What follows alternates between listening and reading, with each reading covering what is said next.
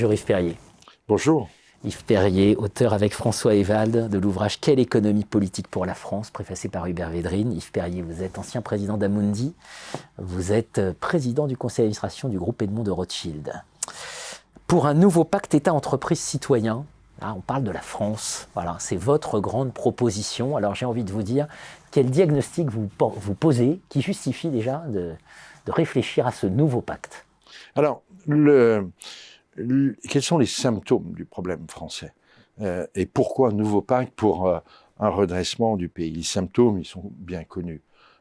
C'est les chiffres de déficit. Déficit budgétaire de plus de 150 milliards l'année passée, déficit de la balance commerciale d'un montant équivalent, 3 000 milliards de dettes. C'est problématique dans un monde où les taux d'intérêt montent. Dans un monde où les taux d'intérêt, hier, l'OAT était à 3,5%, on voit que c'est à horizon 5-6 ans un triplement de la charge de la dette. Nous allons potentiellement, en fait, vers de très graves problèmes, en fait, de financement. Et donc, la France doit impérativement se redresser sur le plan économique. Vous savez, on dit, il y a une règle d'or qui dit, en termes de boutade, que la règle d'or, c'est que c'est celui qui fait la règle. Aujourd'hui, dans le monde tel qu'il est, monde multipolaire, on n'existe pas si on n'est pas une puissance.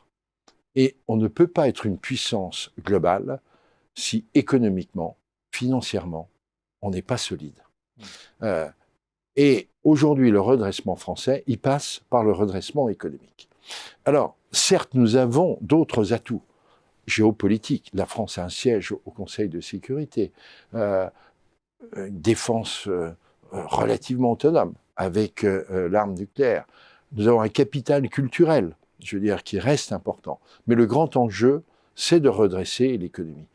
Et le redressement de l'économie, il passe par la réindustrialisation du pays.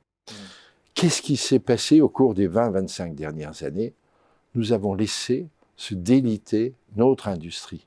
Aujourd'hui, avec un état-thérapeute qui a accompagné tout ça, hein, qui a soigné. Qui a mis des aides sociales, etc. Un peu d'envol au-dessus d'un nid de coucou. Hein, et aujourd'hui, c'est peu, mais quand on fait le ratio de l'industrie dans le PIB, la France est au même niveau que la Grèce. Alors entre 10 et 12%. C'est ça qu'il faut avoir en tête. Hein, on a perdu, ces 25 dernières années, près de 2,5 millions d'emplois industriels.